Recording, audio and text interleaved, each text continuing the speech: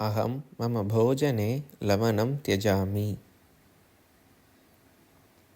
एकस्मिन् दिने भागवताः सद्गुरुदेवस्य पुरतः आगत्य तुलसीवनक्षेत्रमाहात्म्यं कृपया वदतु इति प्रार्थितवन्तः। सद्गुरुदेवः अवदत्, वैकुण्ठवासं त्यक्त्वा भगवान् वेङ्कटेश्वरः स्वामिपुष्करिणीतीरे वासं करोति। भगवान् वेङ्कटेश्वरस्य द्वे पत्न्योः स्तः। तस्य प्रथमपत्न्याः नाम लक्ष्मीदेवी। लक्ष्मीदेवी भूलोके आकाशराज्ञः पुत्रीरूपेण जनित्वा प्रवृद्ध्य वेङ्कटेश्वरं परिणीतवती। तस्य द्वितीयपत्न्याः नाम भूमिदेवी। वैकुण्ठे भगवान् वेङ्कटेश्वरं विना भूमिदेवी दुःखेन पीडितवती। मार्कण्डेयमुनिः दक्षिणभारतदेशे कावेरीतीरे तुलसीवने अहोरात्रं पुष्करिण्यां तपः अकरोत्। तस्य तपसा भूमिदेवी तस्य पुत्रीरूपेण अवतरितवती। सः तां वसुमती इति नामकरणम् अकरोत्। वेङ्कटेश्वरं प्राप्तुं सा प्रवर्धते स्म। सा दिव्यसुन्दरी आसीत्। वात्सल्यभावेन मुनिः वेङ्कटेश्वरस्य कल्याणगुणवैभवं ताम् अवदत्। वेङ्कटेश्वरस्य कीर्तिं श्रुत्वा विरहतापेन वसुन्धरा जीवति स्म। कदा वेङ्कटेश्वरः मां परिणेष्यति इति वसुन्धरा सर्वथा अचिन्तयत्। एकस्मिन् दिने एकः वृद्धः ब्राह्मणः मार्कण्डेयस्य गृहम् आगच्छत्। मार्कण्डेयः अतिथिं पूजयित्वा अर्घ्यं पाद्यं आसनं च समर्पितवान्। येन कारणेन भवान् आगतवान् तं विषयम् अहं करिष्यामि। यत् याचसे तत् दास्यामि। वयोधिकब्राह्मणः अवदत्, भवतः पुत्रीम् अहं विवाहं कर्तुम् इच्छामि। अतः मह्यं कन्यां ददातु। आश्चर्यचकितः मार्कण्डेयमुनिः उक्तवान्, किमर्थं मम कन्यां याचते? वार्धक्यकाले नूतनविवाहम् आवश्यकं वा? मम पुत्री युवती अस्ति। अतः भवतः याचनाम् अहं न अङ्गीकरोमि इति मार्कण्डेयः अवदत्। अग्निहोत्रस्य रक्षणार्थं तव कन्याम् अहं याचयामि। पत्नीं विना अहम् अग्निहोत्रं कर्तुं न अर्हामि। अहं धर्मं परिपालयितुम् एव विवाहं कर्तुम् इच्छामि। एतस्मिन् विषये भ्रान्तिं न अनुभवतु। यदा अहं वसुन्धरां परिणेष्यामि तदा आवां सुखेन जीवावः।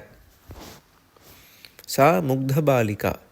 यदा पाकं करोति तदा शाकपाके लवणं योजितुम् अपि न जानाति इति मार्कण्डेयः अवदत्। अद्य आरभ्य यदा अहम् अन्नं खादामि तदा भोजने लवणं न योजयामि। अहं सर्वदा मम भोजने लवणं त्यजामि। परन्तु तव कन्याम् अहं न त्यजामि। कृपया तव कन्यां देहि।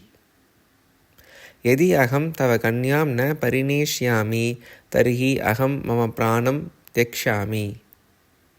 पूर्वं यत् अहं याचयामि तत् त्वं निश्चयेन यच्छसि इति अवदत्। अतः निर्विकल्पेन तव पुत्रीं परिणेतुम् अनुमतिं मह्यं देहि। मार्कण्डेयस्य दुःखं ज्ञात्वा वसुन्धरा वृद्धब्राह्मणम् एव परिणेतुं निश्चितवती। वसुन्धरा तस्याः पितरम् अवदत्, अहं तं विवाहं कर्तुम् इच्छामि। यम् अहं परिणयामि तम् अहं हरिं मत्वा पूजयामि। वसुन्धरायाः वचनं श्रुत्वा मार्कण्डेयः तस्याः विवाहमहोत्सवम् आरब्धवान्। वरस्य पादप्रक्षालनं कृत्वा मार्कण्डेयः वराय अर्घ्यं दत्तवान्। हे ब्राह्मण, मम पुत्र्याः बहुविधानि नामानि सन्ति।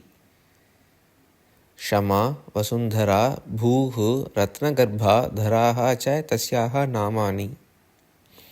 मम पुत्रीं स्वीकरोतु इति मार्कण्डेयः प्रार्थितवान्। मार्कण्डेयस्य पुत्रीं स्वीकर्तुं ब्राह्मणः तस्य हस्तं दर्शितवान्। वसुन्धरायाः हस्तं ब्राह्मणस्य हस्ते मार्कण्डेयः स्थापयित्वा ब्राह्मणं दृष्टवान्।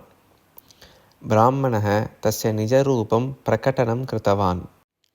नीलमेघश्यामलरूपेण नलिनायतलोचनेन दिव्यपीताम्बरधरेण नवमन्मथसुन्दरेण श्रीवत्सकौस्तुभधरेण शङ्खचक्रगदाधरेण विशालवक्षसेन चतुर्भुजेन वेङ्कटेशः मार्कण्डेयस्य पुरतः प्रत्यक्षीभूतवान्।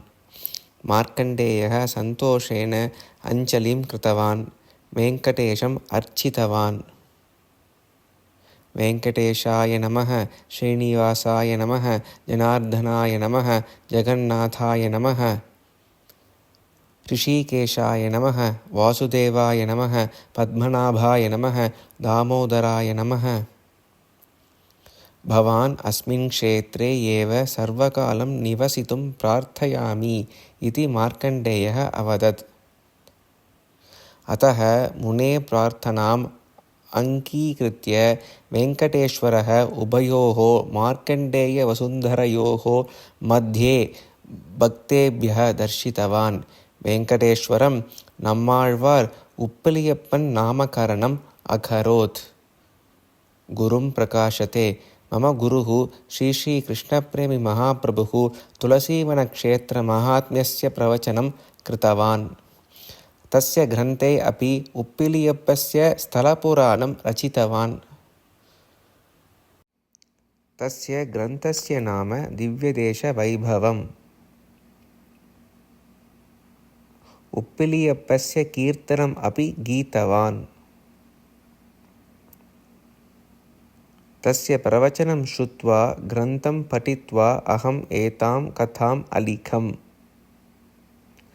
यदि मम कथायां दोषाः सन्ति तर्हि अहमेव उत्तरदायकः, परन्तु यदि गुणाः सन्ति तर्हि गुरुमेव अर्चयति। प्रेमिकेन्द्र सद्गुरुनाथ महाराज की जय। धन्यवादः।